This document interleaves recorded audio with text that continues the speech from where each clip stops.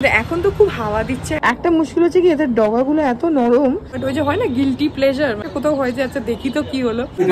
আরেকটা নতুন এনেছে দেখেছো, আমার নামটা গায়েব হয়ে গেল।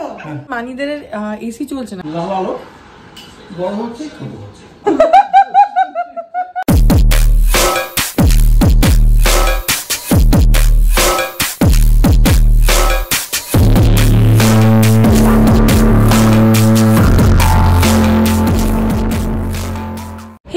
Welcome back to my channel. আমি প্রতীক্ষা মৈত্র চক্রবর্তী আর তোমরা দেখছো আমার ব্লগ চ্যানেল প্রতীক্ষা মৈত্র ব্লগস। এখন অলমোস্ট 1টা বাজে আর আজকে ব্লগটাকে দেরি থেকে শুরু করছি। কেন না আমি একটুখানি ল্যাপটপে কাজ করছিলাম। ব্লগ তো আমি গতকালের যে ব্লগটা সেটা তো আগেই আমার এডিট করে আপলোড হয়েও গেছিলো টাইমলি, বাট আমার ল্যাপটপে একটু কাজ ছিল তো সকালে আমি সেগুলো করছিলাম। তারপরে এখন ফাইনালি স্নান টান করে মায়ের সাথে কথাও বলে নিয়েছি। তো তারপরে আজকে দেখি আর কি করি কি না করি, যেটাই করবো সেটা তোমাদের সাথে শেয়ার করবো। সো সঙ্গে থাকো, দেখতে থাকো, আই হোপ তোমাদের ভালো লাগবে। আজকে না বাইরে পুরো চচ্চড়া রোদ উঠেছে, দেখো পুরো একদম, আর আকাশ একদম পরিষ্কার। কে বলবে যে কালকে আর পরশুদিন অত বৃষ্টি হয়েছে। এখন তো খুব হাওয়া দিচ্ছে, এখন ব্যালকনিতে একটু এসে দাঁড়িয়েছি, সুন্দর হাওয়া দিচ্ছে আর বাইরে একদম পুরো আকাশ ক্লিয়ার, একদম সুন্দর ঝকঝকে ওয়েদার হয়ে রয়েছে। বেশি বলবো না, তাহলে আবার হয়তো এক্ষুনি বৃষ্টি শুরু হয়ে যাবে। যাই হোক, আজকে দেখো এখানে কতগুলো কুড়িয়ে হয়েছে। এই যে এইটা একটা, এটা তো কালকে ফুটবে, আর এখানে একটা আছে, এটাও কালকে ফুটবে। এদিকে রয়েছে একটা, এটা কালকে ফুটবে, এটা কালকে ফুটবে, কালকে এগুলো সব ফুটবে। বাকি এখানে ছোট ছোট কয়েকটা রয়েছে, এগুলো সব পরশু মেবি ফুটবে। এখানে একটা ফুটেছে, এই যে দেখে নাও, এই যে এখানে একটা ফুটেছে, ওর আবার ওখানে 2-3টে কুড়ি রয়েছে। আর এখানে এই একটা ফুটেছে, এই একটা ফুটেছে। একটা মুশকিল হচ্ছে কি এদের ডগাগুলো এত নরম যে একটু টাচ লাগলেই না টুক করে খসে পড়ে যায়, ওই জন্য একটু জেন্টলি এদেরকে হ্যান্ডেল করতে হয়। আর এই টবটাতে দেখো কিরকম ঘাস হয়ে গেছে, এই যে বড় বড় বড় ঘাস বেরিয়ে গেছে নিজের থেকে। এতে তো গাছ ছিল না, গাছগুলো মরে গেছিল বলে সরানো হয়েছিল। এবার এর ভেতরে দেখো মাটি ছিল, মাটি থেকে ঘাস হয়ে গেছে একদম লম্বা লম্বা, সোজা উপর দিকে চলে যাচ্ছে ঘাসগুলো। এইটারও সেম হয়েছে দেখো, তবে এর ঘাসগুলো একটুখানি নিচের দিকে বেশ অনেকটা ভরা ভরা লাগছে, অনেকটা ফুল লাগছে, আর এ সোজা উপর দিকে যাচ্ছে এরকম। ভালোই লাগছে দেখতে, সুন্দর লাগছে। আর এইখানে তো তোমাদেরকে এই গাছটা দেখিয়েছিলাম, এটা একটা গাছ হয়েছে। এগুলো সব নিজের থেকে হয়েছে, এগুলো আমরা কিছুই করিনি। ওই মাটিটা ছিল তো টবের মধ্যে, যে মাটি রয়েছে সেখান থেকে নিজের থেকেই এগুলো বেরোচ্ছে। পাপা এখন দাঁড়িয়ে দাঁড়িয়ে ফোনে কথা বলছে, আর আমি এখন একটুখানি বিগ বস দেখছি। অ্যাকচুয়ালি আমি না অনেক বছর বিগ বস দেখি না, এবছর জাস্ট একদিন এমনি ক্যাজুয়ালি স্টার্ট করেছিলাম। বিগ বস OTT 3 হচ্ছে, জানো আই গেস, জিওতে অ্যাভেলেবেল আছে। তাই ভাবলাম যে একবার দেখি। তো ইটস লাইক এন অ্যাডিকশন, যে একবার দেখতে শুরু করলে না ওটা তোমার একটা অ্যাট্রাকশন টাইপের হয়ে যাবে, যে দেখি তো কি হলো এরকম টাইপের হয়ে যায়। বিগ বস আমি খুব একটা এনজয় করি তা নয়, বাট ওই যে হয় না guilty pleasure, big boss is like a guilty pleasure, যে হ্যাঁ ঠিক আছে দেখবো না, বাজে কন্টেন্ট জানি, বাট স্টিল একটা কোথাও হয় যে আচ্ছা দেখি তো কি হলো। তো ওই আর কি গিলটি প্লেজার। তো সেই জন্য একটুখানি বিগ বস দেখছিলাম। আর রিসেন্ট যে এপিসোডগুলো আসে না সেগুলো লাইভ হয়, সারাদিনের লাইভ ওখানে ওরা দেখাতে থাকে যে কি করছে। বাট আমি ধরো আজকের এপিসোডটা কালকে দেখবো, ওইভাবে করি, কারণ সেটা প্রপারলি এডিটেড ফাইনাল প্রোডাক্টটা থাকে। আর তুমি যদি দিনেরটা দেখো না, তাহলে ওরা ওই এডিটেড লাইভটা দেখায়, তো সারাদিন হতে থাকে, ওটা অনেক সময় একটু বোরিংও লাগতে পারে। যাই হোক, তো সেটাই মাঝে মধ্যে দেখতে থাকি। এখন যাই, মাসি চা করে গেছিলো, চা খেলাম। এখন যাই ঘরে গিয়ে, ল্যাপটপে একটু কাজ আছে সেটা করবো। এখন বাজে 2:15, এখন গিয়ে খাওয়া দাওয়া করে নিয়ে তখন আমি মানি আর পাপা বাইরে বসে গল্প করছিলাম। হ্যাঁ, কমিশনটা তোমার ছেলে খেয়েছে, টাকাটা আমি জমিয়েছিলাম। ওই দেখো আরেকটা নতুন এনেছে দেখেছো, মানি জানে, মানি সামনে এনেছি। কি পাজি দেখো, আমি ভাবছিলাম একটা BMW কিনবো, আমি ওটা টাকা দিলাম দিয়ে আমার নামটা গায়েব হয়ে গেল। আজ হচ্ছে ভাত আছে এখানে, আলু আর উচ্ছে সেদ্ধ, আলু পোস্ত, আর এটা হচ্ছে পোস্ত চিটি আলু ভাজা, আর এখানে হচ্ছে আলুর দম, কলাইয়ের ডাল, আমার মাংস, আমার মাংস না, মাংস আমার জন্য, আর এখানে রয়েছে আমার জন্য একটা অমলেট, আর এই যে তড়কা, আমি খাবো হচ্ছে রুটি তড়কা দিয়ে, আর বাকি সব পাপারা খাবে, আর লাস্টে হচ্ছে আমের চাটনি। এখন আমরা খাওয়া দাওয়াটা করে নিই। এখন বাজে 2:45, খাওয়া দাওয়া সব হয়ে গেছে। এখন চলে এসেছি ঘরে, এসে এখন এডিট করতে বসবো। ওইটা জানোই তোমরা, কারুবাকির জন্য ওটা এডিট করছি, তো ওটা করতে বসবো। আর যেদিনকে এডিটের কাজ থাকে না সেদিনকে আর প্র্যাকটিক্যালি সারাদিন কিছুই করি না, মানে সারাটা দিন একদম রাত 10টা 11টা অব্দি আমি এক টানা এডিট করতে থাকি। যেদিনকে আঁকি সেদিনকেও সেম হয়, একবার বসে গেলে দুপুর নাগাদ বসি, তারপরে ওখান থেকে কনস্ট্যান্টলি আমি করতে থাকি। সেজন্য সেরকম একটা কিছু অ্যাক্টিভিটি আর করার সুযোগ হয় না। যাই হোক, এখন আমি ওখানে এডিট করতে বসে যাই। ওখানে পেছনে টিভিতে সানডে সাসপেন্স চালিয়ে দিয়েছি অলরেডি। আর এখানে দেখো আজকে এখানে আমার ঘরে কতগুলো জলের বোতল, কেন না মানি এখন ফ্রিজের জল খায় না। আগে মানি খুবই ফ্রিজের জল ভালোবাসতো, মানি এমনি ফ্রিজের জলটা খুব পছন্দ করে, কিন্তু শরীর খারাপ হওয়ার পর থেকে না ফ্রিজের জলটা খায় না। তো মানি কি করে, কয়েকটা বোতল ভরে রাত্রির বেলা ওটা ওদের ঘরে রেখে দেয়, তাহলে এসিটা চলে, এসিতে বোতল ঠান্ডাই হয়ে যায়। এবার কালকে কি হয়েছে, মানিদের এসিটা না হঠাৎ করে খারাপ হয়ে গেছে, মানে আমরা জানি না, হঠাৎ বিতোষক এসে বললো যে ওদের ঘরের এসিটা চলছে না। তো আমি দেখতে গেছিলাম, তখন মানি বললো যে একবার নাকি এসি অন করতে গিয়ে হঠাৎ করে একটুখানি ট্রিপ করেছিল, তো তারপরে ওদের ঘরটা পুরো অন্ধকার হয়ে গেছিলো, মানে শুধু ওদের ঘরের কারেন্টটা চলে গেছিলো। আর তারপর থেকে এসি চলছে, কিন্তু মানে গরম হাওয়া বেরোচ্ছে, ঠান্ডা হাওয়া বেরোচ্ছে না। তো সেটার জন্য মেকানিককে ডাকা হয়েছে, আজকে আসার কথা ছিল, আজকে তো আসলো না, আমি জানি না কালকে আসবে কিনা। তো আসবে 1-2 দিনের মধ্যে মেকানিক চলে আসবে, এসে দেখবে ওটা কি হয়েছে। প্লাস শুধু এসিটা নয়, নিচেও দেখতে হবে, যেখানে আমাদের মিটারটা রয়েছে, যে কিছু প্রবলেম হলো কিনা। তো সেই কারণে মানিদের এসি চলছে না। কালকে ওরা পেডেস্টেলটা নিয়ে গিয়ে শুয়েছিল, ড্রয়িংয়ে শুতে পারতো, কিন্তু ড্রয়িংয়ে না অ্যাকচুয়ালি ওই সোফা কাম বেড যেটা, ওটা বিছানার মতন কমফর্ট তো ডেফিনেটলি দেখো ওটাতে হবে না। তো সেটার জন্য ওরা পেডেস্টেল ফ্যানটা নিয়ে গেছিল। আর আমাদের পেডেস্টেল ফ্যানটা অনেকটাই বড়, ওটাতে খুব ভালো হাওয়াও হয়, তাও এসির মতন কমফর্টটা তো আর পেডেস্টেল ফ্যানে হবে না। প্লাস পেডেস্টেল ফ্যানে প্রচন্ড আওয়াজও হয়, সেটাও একটা ডিস্টারবেন্স। তো যাই হোক, দেখা যাক এখন মেকানিক কবে আসে। আজকে আসার কথা ছিল, আজকে আসলো না, তো মেবি কাল যদি আসে। তো সেই কারণে বোতলগুলো এখানে রাখা। এবার বিতোষক বেরিয়ে যাওয়ার পর সকাল থেকে তো আর এসি চলেনি, এখন এসিটা চালানো হলো। এবার মানি বললো যে এখানে থাক, সন্ধ্যে নাগাদ এসে বোতলগুলো নিয়ে যাবে, তাহলে ততক্ষণে এসিতে অনেকটাই জলটা ঠান্ডা হয়ে যাবে, তাহলে মানির একটু সুবিধা হবে। সেই জন্য ঘরের মধ্যে এখন অতগুলো বোতল রয়েছে। যাই হোক, এখন আমি এডিট করতে বসে যাই। এখন বাজে হচ্ছে 6:45, আর আমি সেই দুপুর থেকে একভাবে এই যে দেখো এখানে এডিট করে যাচ্ছি। আর এখনো অনেক বাকি, এখনো তো মনে হচ্ছে আর 1-2 দিন তো লেগেই যাবে, মানে যদি ঠিকঠাক, যদি খুব কম হয় তাহলেও, কারণ এই আঁকাটাতে না একটু বেশি সময় লাগবে।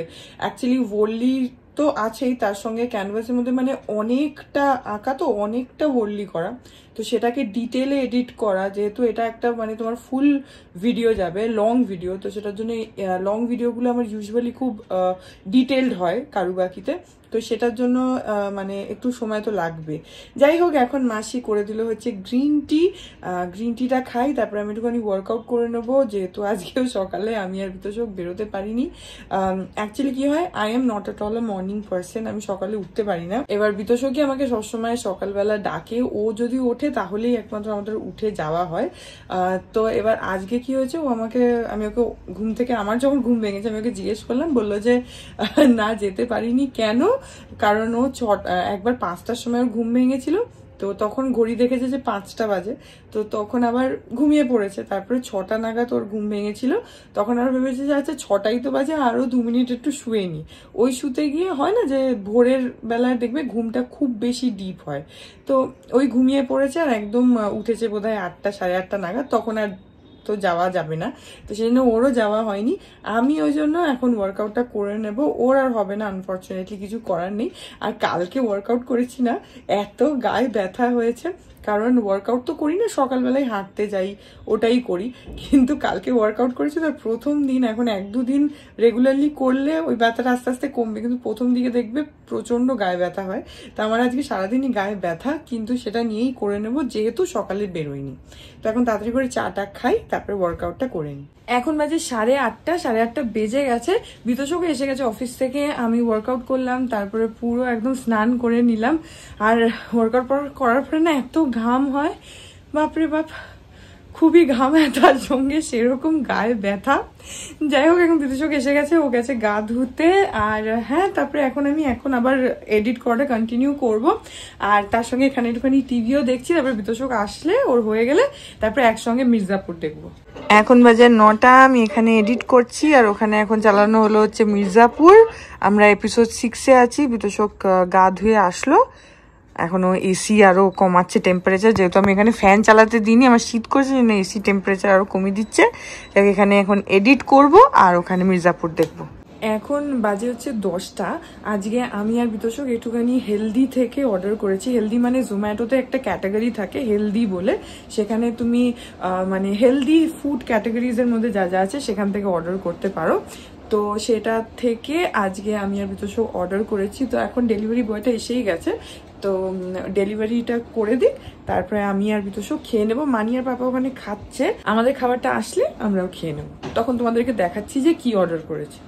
এখন আসলাম হচ্ছে ব্যালকনিতে, ওই ডেলিভারি দিতে এসছে, ওই যে ওখানে দাঁড়িয়ে আছে, তাই জন্য একটু ব্যালকনিতে আসলাম। আর এখানে দেখো ফুলটা অলমোস্ট মানে অনেকটাই ফুটে গেছে, সকালের মধ্যে একদম সুন্দর করে ফুটে যাবে, কি সুন্দর লাগছে দেখতে। ওটাই দেখলাম, এখানটা, এইটা, আর এখানে আছে দুটো, এই যে এই একটা আর এই একটা, একদম ফোটার জন্য রেডি হয়ে রয়েছে, কি সুন্দর লাগছে দেখতে। ওই যে ডেলিভারি বয়টা বিতোষক নিয়েও নিয়েছে খাবার, এখন ও আসলে খেয়ে নি। এই যে এখানে এখন চলে এসছে আমাদের অর্ডার, আর আমরা অর্ডার করেছি হচ্ছে সাপার মি বলে, এখানে টেগর পার্কের এখানে একটা রেস্টুরেন্ট আছে, সেখান থেকেই অর্ডারটা এসছে। ভেতরে এখানে অনেক কিছু দিয়েছে, টিস্যু পেপার, স্পুন ফুন সবই দিয়ে দিয়েছে সুন্দর করে, একদম ভালো করে প্যাক করে। কি কি আছে বিতোষক আসলে দেখাচ্ছি। এই দেখো, এখানে রয়েছে হচ্ছে একটা অমলেট, আর এর ভেতরে না চিকেনের স্টাফিং দেওয়া থাকে, এটা খেতে খুবই ভালো হয়। আর তার সঙ্গে এখানে একটাই ব্রেডকে এরকম হাফ হাফ করে কেটে দেয়। তো এটাই আমরা অর্ডার করেছি, এখন খেয়ে নিই। আর আরেকটা ব্যাপার হচ্ছে যে এই জিনিসটা না খুবই মানে ফিলিং হয়, মানে তুমি একটুখানি একটা খেলেই তোমার পেটটা ভরে যাবে, তো সেজন্য ডিনার হিসাবে ঠিকই আছে। হ্যাঁ, এরকম পাখির ডাক মানে আমি ইয়েতেই শুনেছি, আর কি সামনাসামনি শুনিনি। আমাকে একবার ভয় পাইয়ে দিয়েছিল না ওই ঈদগার মাঠটা শীতকালে, তখন 10:30 11টা বাচ্চা, আমি মাঠে দিয়ে আসছি, বাচ্চা কাঁদছে। আমি এত রাত্রিবেলা শীতকালে অন্ধকারে বাচ্চা কাঁদছে, আর একটা লাল আলো বড় হচ্ছে ছোট হচ্ছে, বড় হচ্ছে ছোট হচ্ছে, কি বলবো, ভয় পেলে ভূতের? হ্যাঁ, ভয় পাচ্ছি, ছোট্ট তো গর্ব আছে। কে ওই লোকটা বলছে, আমি বলছি কে, ওটা কে এরকম করে বেরোচ্ছে না, ও ভয় পেয়েছে, আমিও ভয় পেয়েছি। আচ্ছা, ওই দিক দিয়ে একটা লোকই আসছে, ও বসে ওখানে বিড়ি খাচ্ছে। ও ঠিক আছে, ওই জন্য ওইটা জ্বলছে কমছে জ্বলছে, বিড়িটা টানছে যখন, তখন আর ওই আমের গাছের উপরে শকুন ডাকছে, শকুন বাচ্চা দিয়েছে, ঠিক আছে, আর শকুনের ডাক একদম বাচ্চার কান্নার মতন, বাচ্চার কান্না, তার মধ্যে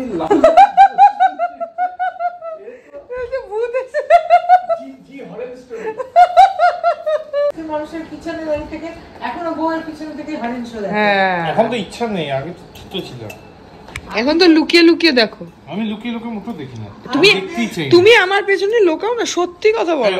তুমি বলো যে ভূত এসে আগে তোমায় নিয়ে যাবে, বলো। আমি তোমার পেছনে, আমি ওটাকে দেখতেই চাই না, মানে হরর সিনেমা। তুমি ভয় পাও, সেটা স্বীকার করো। ভয় লাগে। দেখো, জ্যান্ত মানুষ নো প্রবলেম। আমার পেছনে তুমি লোকাও যাতে ভূত এসে আগে আমাকে ধরে নিয়ে যায়। আমি তো বলছি জ্যান্ত মানুষ no problem, it's the dead, there lies the problem. ভিতু কোথাকার, গিয়ে তাহলে কারেজ দ্য কাওয়ার্ডলি ডগ। এদিকে একটা কবরস্থান আছে, গিয়ে একটা কবর জড়িয়ে ধরে যা শুয়ে থাকবো, কোনো অসুবিধা নেই। এই যে আজকে মানিরা এখানে শুচ্ছে, এখানে সোফা কাম বেডটা টেনে নিয়ে সেটার উপরে চাদর বিছিয়ে বালিশ টালিশ দিয়ে এখানেই শুচ্ছে আজকে, কারণ এখানকার এসিটাই চলছে, ঘরের এসি তো খারাপ হয়ে গেছে। এটা কি উইম্বলডন? হ্যাঁ, তো নাম জানবো না কেন, প্রশ্ন অবগত। উঠেও ছিল যখন ফেডারের রিটায়ারমেন্টের দিন উঠেও ছিল। সচিনের জীবনের শখ হচ্ছে যে সেন্টার কোর্টে বসে ইমরান দেখবো, মানে কোনো অ্যাথলেট যদি সেন্টার কোর্টে বসে ইমরান না দেখে তার জীবনের অন্য কিছু শখ থাকা দরকার। এরও তো শখ আছে। আমার শখ হচ্ছে একবার লন্ডনে গিয়ে ওয়েম্বলি স্টেডিয়ামে ফুটবল খেলা দেখবো, একটা এমিরেটস স্টেডিয়ামে দেখবো, একটা হচ্ছে সেন্টার কোর্টে উইম্বলডন দেখবো। Good morning everyone. এখন অলমোস্ট 10টা বাজে। বিতোষক এক্ষুনি বেরিয়ে গেল অফিসে, আর এই ব্লগটাকে এখানেই এন্ড করে দিচ্ছি। কালকে রাত্রিবেলা ব্লগটা আর এন্ড করা হয়নি, ভুলে গেছি। তারপরে যখন ফ্রেশন আপ হয়ে চেঞ্জ করলাম, তারপরে রিয়েলাইজ হলো যে আমি তো ব্লগটার এন্ডিংটাই রেকর্ড করিনি। তো সেই জন্য আজকে এটাকে সকালে শেষ করছি। তো আই হোপ যে ব্লগটা তোমাদের ভালো লাগলো। যদি লাগে then please do like and comment. আর আমার চ্যানেলটাকে যদি এখনো অবধি সাবস্ক্রাইব না করে থাকো তাহলে প্লিজ সাবস্ক্রাইব করো। পাশেই একটা বেল আইকন আছে, সেটাকে প্রেস করে অল অপশনটা ক্লিক করে দাও, যাতে আমি এই চ্যানেলে নতুন ব্লগ দিলেই সেটা নোটিফিকেশন সবার আগে তোমাদের কাছে পৌঁছে যায়। আর এই চ্যানেলে নতুন ব্লগ আসে এভরিডে। আর তোমরা আমাকে চাইলে ইনস্টাগ্রাম, ফেসবুক, থ্রেডস আর ফেসবুকে এই চ্যানেলের জন্য ডেডিকেটেড ফেসবুক পেজ প্রতীক্ষা মিত্র ভ্লগস দেখতে পাচ্ছ স্ক্রিনে, সেই পেজটাকে লাইক করে দিও। বাকি সব সোশ্যাল হ্যান্ডেলসে আমাকে ফলো করে নিও, অল লিঙ্কস ইন ডেসক্রিপশন। তো হ্যাঁ, চলো তোমাদের সাথে আমার দেখা হবে কাল আবার আরেকটা নতুন ভ্লগ নিয়ে। ততক্ষণ অবধি ভালো থেকো।